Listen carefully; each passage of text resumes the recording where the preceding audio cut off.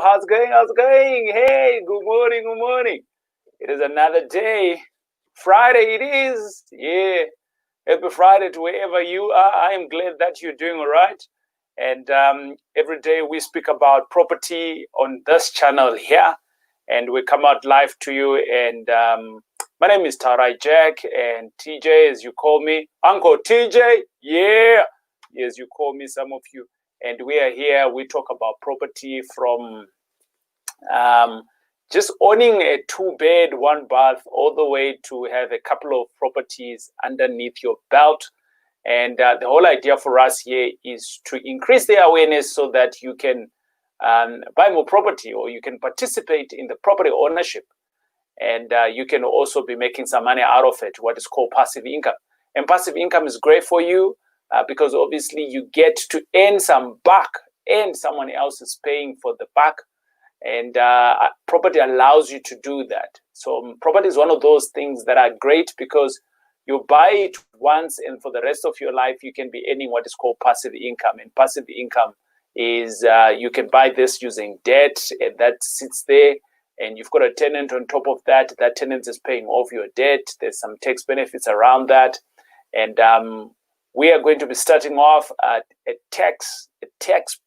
We're focusing on tax. So every Wednesday, I'm going to be coming out to you, especially talking about tax alone. How do you navigate the tax, and how do you benefit from tax, particularly because as property investors, we are government partners, and I think a lot of people don't know that. So there's lots of things that you can do. There's lots of business. There's lots of benefits that have been set out by the government way before you even got into the game. And these are some of the things that I would like us to leverage off so that we can make some money out of it. But today I'm not talking about taxes. I am going to be talking about, it is a Friday, and Friday we kind of like talk about anything, right? It is kind of like a drop mic day, kind of like open mic, yeah. And we talk about anything at all. And we talk about a particular question that you have asked me. So there is a question that came through, and that question was more around how do we extract your equity in your property? So it sounds like it's a deep question, right? But I'm going to debug it. How can you extract equity in your property? And I'm going to kind of like go into it in a step-by-step for the next couple of minutes. I'm hoping that you'll be plugged in. If you got some questions, you can literally jump into the comments there and ask those questions. But in the meantime, also let me know where you are. You know, whatever you're watching from, let me know where you are. So that's number one. And then number two, I am going to be on the Private Property Podcast next week, Friday, in the evening at 7 o'clock. And this is the topic that they've also asked me to talk on there. And I thought, hey, why should I be going out there and talk about what we haven't spoken at home? And especially if someone else has already asked that question. So it's about extracting the equity that's in your property, and I'm going to answer that. But first of all, before we go any further, it is a Friday, and Friday we get to ask questions. You get to ask any questions, and that's exactly what we're doing. And you can ask that question anytime, Monday to Thursday, and on a Friday, I can answer that question. How do you ask the question? In the comments, you drop the question, right? In the comments, you drop the question.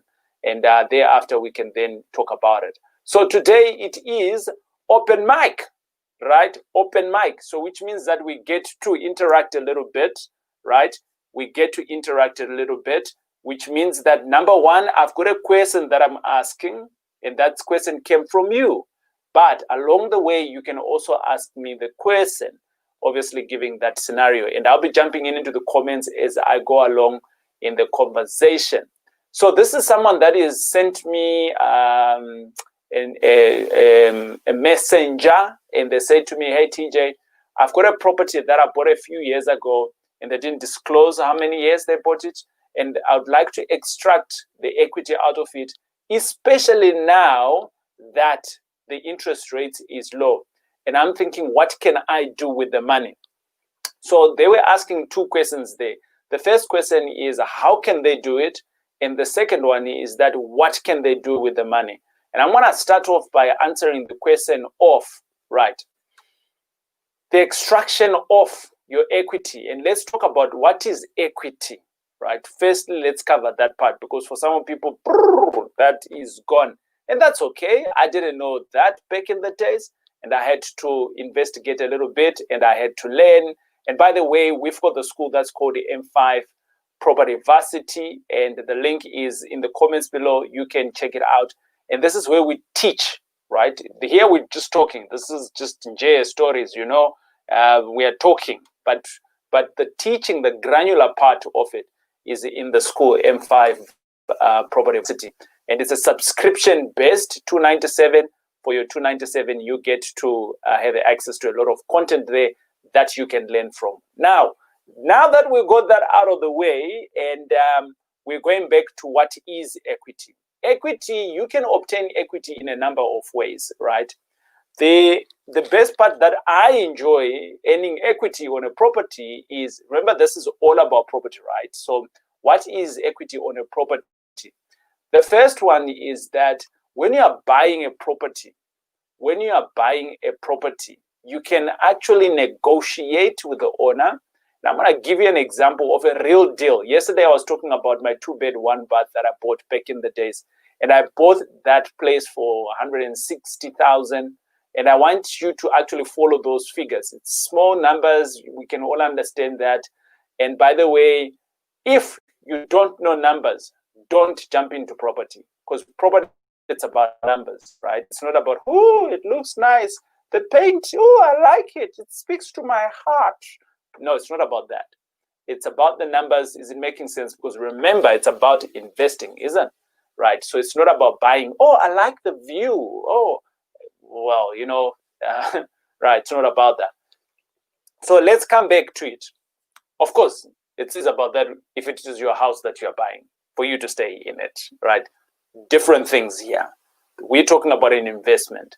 Now, equity. How do I get equity actually, right? So you can get equity on a property, one, by you negotiating. So that property that I bought back in the days, it was on the market for $390. The real value of that property was plus $400,000. How did I know that? How did I know that? There are reports that you can go out and get at a small price. TPN, I like to utilize them. Lightstone, I like to utilize them. Windeed, I like to utilize them. All of these guys, they are locally based. All you need to do is to jump onto their website and you can extract. And obviously, some of them are subscription-based. Some of it is a once-off time. But you can jump onto it and you can put in an address of a place and boom, it gives you a report. And that report will give you a rough indication of the value of that property.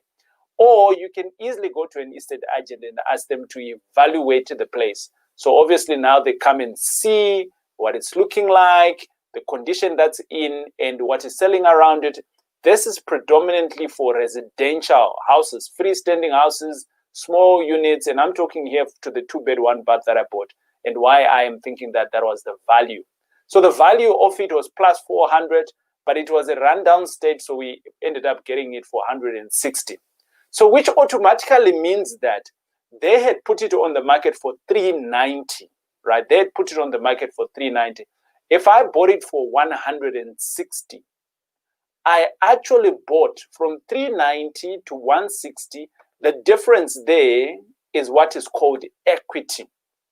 That's the difference. The price of the property, right, real value, the price then, and what you have paid for. That is what is called equity. So equity belongs to me now, right? So which means I bought that. If I'm doing this in a business, automatically that money is actually sitting on my balance sheet as equity. I can utilize that money to actually go and finance other properties because I've got the value in my business as the equity. So equity is very good. Equity is very good. So that's the one way you can get equity. And I love doing that. I love negotiating from the value of the price, and so that I can negotiate and get it at a low price, at a discounted price, because that discount that I'm getting, that is the equity that I'm also buying, provided you're buying it below market. That's one way. And you can literally get rich by doing that, right? The more you buy, so for instance, if you're getting at average an equity of 100,000 and you buy 10 properties in 1 year, it means that you have equity of R1 million. The bank will see that and say, on your balance sheet, you actually have value of 1 million. So they could be comfortable to give you 500,000, 600,000, 700,000, 1 million itself as well, depending on your finances. But that's the one way you can get equity. The second way you can get equity is that you bought a property and you bought it was a development, and you have paid it off, right? You've paid it off. So now the value of that property, that's your equity. So in a nutshell, the value of the property, depending on where you are, that's what we call equity. So now you've got this equity, and you can see already, I've already started answering the second question of how do you actually finance it? So the financing part of it is very simple. If it is a 2-bed, 1-bath like that one, we did say that for my one, I put in 160,000 in it, and I went on to put in an additional renovation of 50,000. So now I'm all in for 210. It actually means that I have improved the value of the property. I have, right? Because now it's looking better, and potentially maybe I've put in some marble, I've put in some what. So the value of the property now has increased. Having said that, I can still call in an estate agent and evaluate my property again. So I did that before, and I've done it after. So now that I'm doing it after, they might say to me, well, this property is now valued at 500,000. Why? Because of the improvements that you have done. But remember, it's not just about your property alone, especially when you're talking about residential. It is also about to do the other properties in the area. So be careful not to overcapitalize. What do I mean by that? Some of us, we've gone into the townships, right? We see these houses that are like triple, double stories on a small piece of land, and surrounding everyone else is like 2 beds, 3 beds. And we're like thinking, this house here, it could be worth R1 million, the same house in a different location, but because it is in a particular place, maybe in a township. And by the way, I'm not saying that the township is bad. I'm not saying that. I'm talking about location here. And because where it is, it might not fetch the right amount of money. The spend in terms of what you have put together to make it a triple story, nice views and all of those things. If we do a like for like and you plug that house in a different neighborhood, you're potentially going to get 4 or 5 million in another area. But depending on where it is, the area also validates the price of your property. They call it comparables. Right? And that's some of the things that we teach in. But let's go into the topic. How do you then extract that equity? So we've defined what is equity. We now understand that that equity is now either sitting on your balance sheet, right? What is a balance sheet? From an accounting perspective, if you're doing this in a company, you should be doing it in a company. In my view, it's an investment. I think that's the best vehicle to be driving your investments in. You can also do it in a trust. I don't like doing it in a trust because it's easy to bring in a property. It's costly to take it out, so I don't like doing that. I prefer in a company because the tax brackets in a company are more favorable to this kind of, working your properties in, out, that kind of thing. But for a guy like me, I'm not a seller. I don't sell, I don't flip. I buy properties and I rent them out. That's what I do. Now, having said that, you've got your equity now, right? So you can literally document all of that. So you take your evaluation and you give it to your accountant, and your accountant now will document in your balance sheet to say that the value of the property. So obviously now, from an accounting perspective, the value has increased, so which means that your equity has also increased from the time when it was 0, and now there is a difference there. If we take the same property that I then ended up paying for right about just below 500, and I put in 210, it means you can do the maths there, about 190, I think it is, of equity that I've got on my balance sheet. So that's 190. So let's call it 200. So that's 200 Rand, 200,000 that is sitting on my balance sheet as equity, right? So for as long as you have more equity on your balance sheet, the banks are happy to fund you more because you've got equity, right? You've got money. Like, it's not real money, but it is money in equity. So that's how you get also to be rich, because you are rich in equity, right? So you can be rich in cash flow, you got cash, you're liquid, but you can be rich also in assets. So you are rich in assets, and you can dispose the assets to be liquid, or you can get debt. And this is what we're talking about here. So remember, this guy says to me now, how do I release it? So how do I extract it out? So we said we get your accountant to document it if you're doing it in a company, and then you go to the bank, obviously, with your finances, improved finances this time around, and you say, please relook at my finances, and then the bank will give you, well, we can give you an extra 100,000, well, we can give you 200,000. But let's flip the script, and you're not doing this in a company. I get the feeling that I think this guy is not doing it in a company, he's just doing it in his personal capacity. At this time, let's assume the house that I stay in, I bought my house about 10 years ago. And let's assume I bought it for R1 million, okay? And I've been paying it off, diligently. And let's assume that the value of it now is 2 million. So which means that I've got another 1 million in equity that is now on the property. We're making assumptions here, right? And we're talking about, properties have grown in value in my area and all of those things. And I've been painting it nicely. I've got new cupboards. I'm keeping it modern and all of those things. So what do? I can go to the bank again, the same bank. Let's say it is with the bank. How can we help you? And you go there and you ask the bank, right, I bought my property X. So you go to the home loans department and you say to them, how can I refinance my property? Right. So you literally ask your banker, if you do have a banker, or you go to the home loans department and you ask them, because the account is already sitting with them. Then they will assess you, they will ask you for a pay slip and all of those things. And then they will say to you, well, you already have X, right? Different products are in different banks have different products. So for some banks, they might already have this equity available to you. So it's actually just for you to utilize it. For some banks and some products, you actually need to ask for it, okay? So it just depends, is that your primary bank, is it not, which bank it is, but that is the process in how you can do it. Now the question that's coming to the second question of the question that he asked is, what can you do with that money? Well, a couple of things that you can do. It's either, number one, you can go and buy another property, right? You can go and buy another property because right now, the interests are pretty low. So for that reason, the cost of the same money that you were getting like 4 or 5 years later before, you're paying less in terms of your repayment, right? So which means that you can borrow more. So if you borrow more, you're still paying it at a less, right? So which means that you can literally take that money out and maybe go and buy something else, another property maybe. So which means that if you're buying a second property, right? Let's say it's a second property, second investment.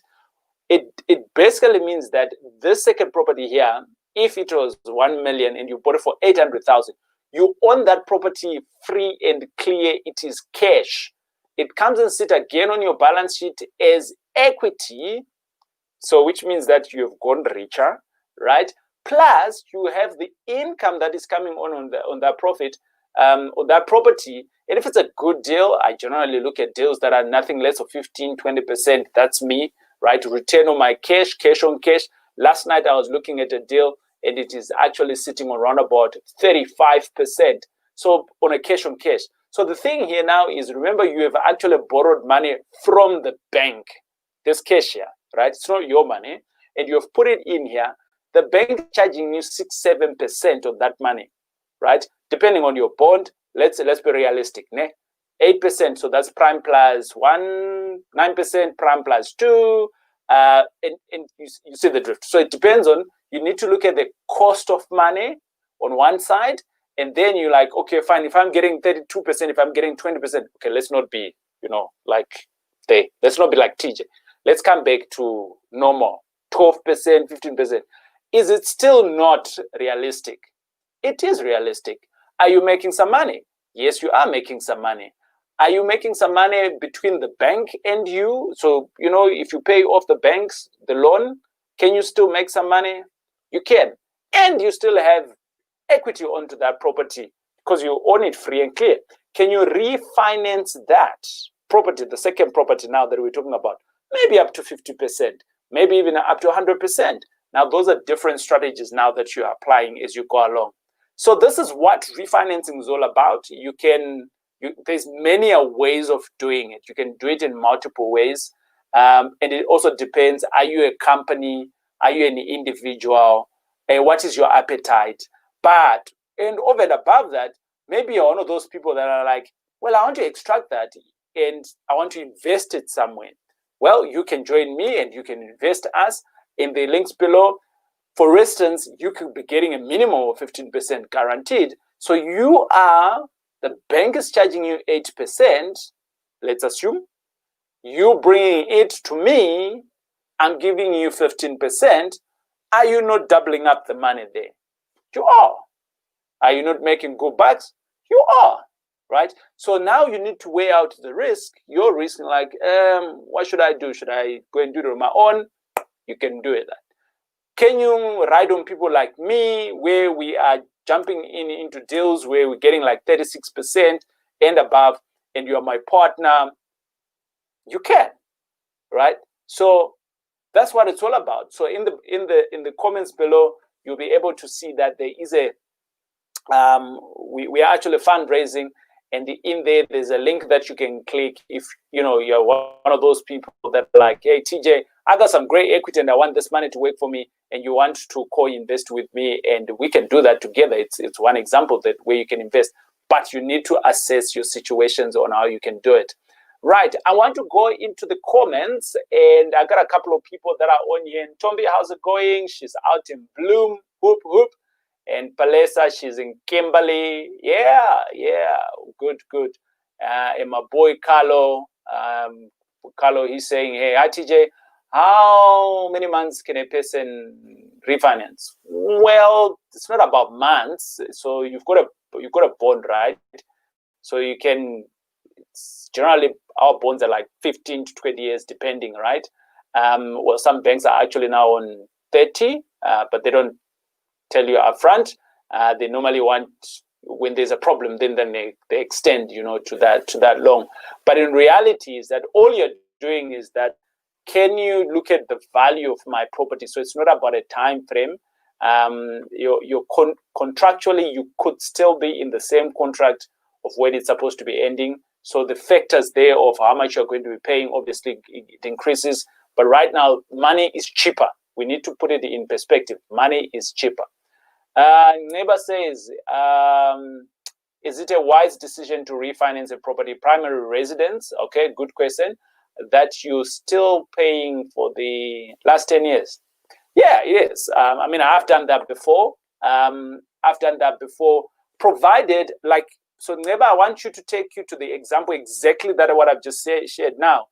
If let's say the example that I utilize, your property is $1 million, you bought it at $1 million, but the value have gone up to 2 million. So now you're owing, let's say, $1 million still at the bank, and you got another $1 million now that is in equity. So yes, in my view, I've done it before. I can refinance the same property, and I will take my 1 million and I will say, what can I do with the 1 million? The foundation here, guys, is don't refinance and then you go on a holiday, right? Bali and I don't know, these nice places. I ain't rich, so I've never been to those places. I just see them on Facebook, right? But the point here is, when you refinance, what is the purpose? What are you wanting to do with that? What are you wanting to do? And in my view, right, and I've done that, you refinance and then you take the money out and you plug it somewhere where you're going to earn a double value.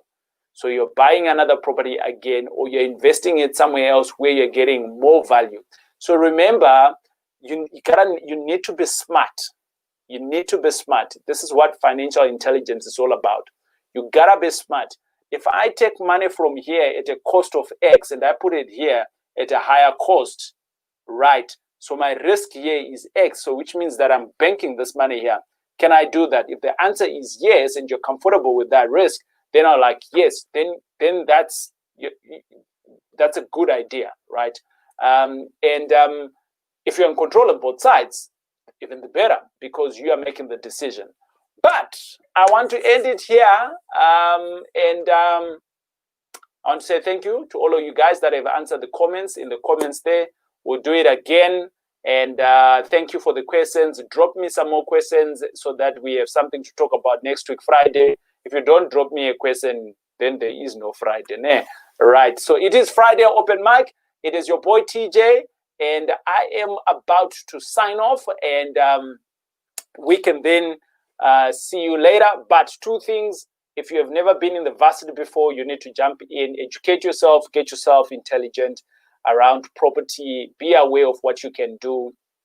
The second thing is that if you're one of those people that want to invest alongside others, then drop in, there's a link in the comments where you can literally just click in and do your application to reserve your seat, and we will see you on the next info session that I will be having together with my partners. But for now, God bless, and have a great weekend. Cheers. Bye.